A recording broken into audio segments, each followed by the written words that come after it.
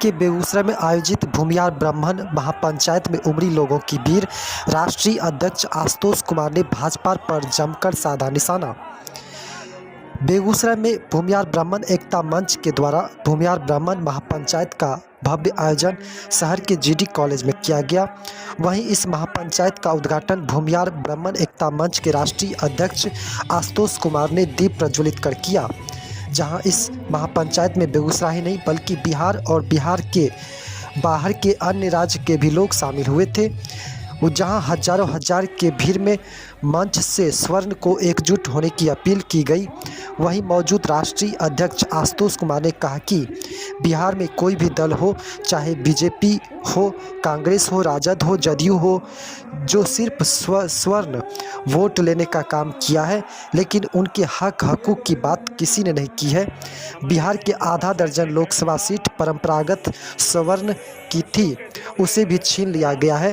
अब बेगूसराय, मुंगेर, खगड़िया, नवादा जैसे भूमिहार बाहुल्य सीट पर नजर है, लेकिन भूमिहारों की एकजुटता की वजह से ही अब राजद, भाजपा और अन्य दल परशुराम जयंती और स्वामी सहजानंद की जयंती मनाने में जुटी हुई है। इस दौरान महापंचायत को कमजोर करने के लिए ही वहीं आरोप भाजपा पर लगाते हुए कहा कि महापंचायत का आयोजन पहले से तय था, लेकिन आज भाजपा ने मुजफ्फरपुर में गृह मंत्री अमित शाह का कार्यक्रम आयोजित कर इस कार्यक्रम को भंग व डिस्टर्ब करने की प्रयास किया, जो कि असफल रही। वहीं सवर्ण समाज अब अपने हकूक़ के लिए काम करेगी, ना ही किसी को वोट बैंक बनकर रह जाएगी। नीतीश कुमार पर हमला बोलते हुए उन्होंने कहा कि जाति जनगणना नहीं है, जो लोग वोट बैंक थे उनकी आबादी को बढ़ा दिया गया और अन्य को घटा दिया गया है। इस जाति जनगणना से कोई भी जाति खुश नहीं है।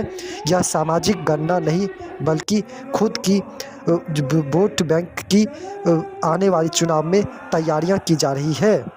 इतना नहीं बताते, लेकिन लोकसभा में हम तो सबसे पहले मांग करेंगे कि हमारी जो परंपरागत सीटें थी, जो हमारे कोटे में हुआ करती थी, जैसे बेगूसराय है, अभी तक बचा हुआ है, आगे का पता नहीं। हम यदि संगठित नहीं होंगे तो जैसे हमसे पाटलिपुत्र छीन लिया गया, हमसे जहानाबाद छीन लिया गया, हमसे मोतिहारी छीन लिया गया, हमसे महाराजगंज छीन लिया गया, हमसे वैशाली छीन लिया गया, उसी प्रकार से अगला नंबर हमारा नवादा का पड़ सकता है, अगला नंबर बेगूसराय का हो सकता है, अगला नंबर मुंगेर का हो सकता है। तो अभी हमारी मजबूरी है, चाहे भाजपा हो, चाहे कांग्रेस हो, या जदयू हो, राजद हो, किसी भी पार्टी का बंधुआ मजदूरी नहीं करेंगे। जो हमारी बात करेगा वही हमारे वोट पर राज करेगा। इस नीति के साथ हम आगे बढ़ेंगे।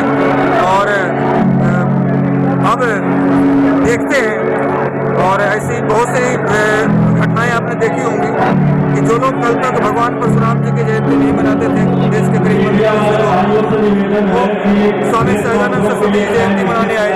तेजस्वी जी भी परशुराम जयंती में आकर माफी मांगे, लोगों की जयंती मना रहे हैं।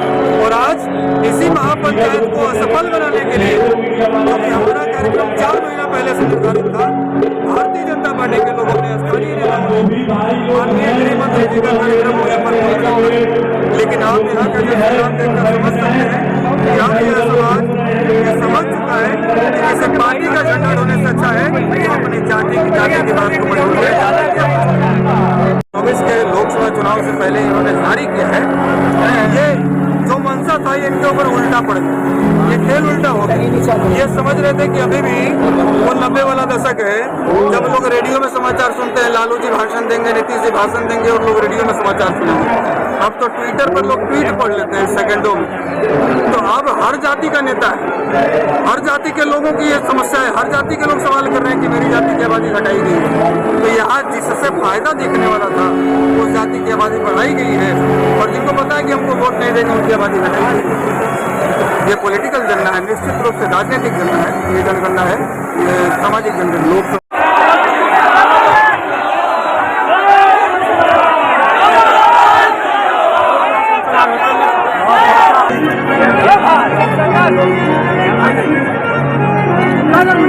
गणेश वाला को यहाँ काम कर रहे हैं।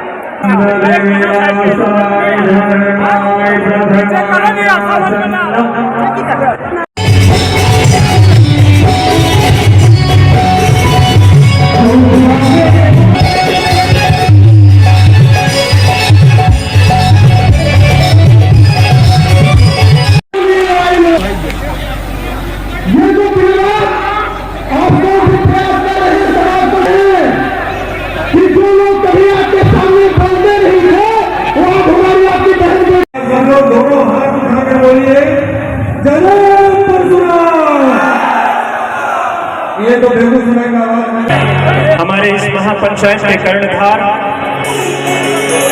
वर्षियों के दिलों पे राज करने वाले आदरणीय श्री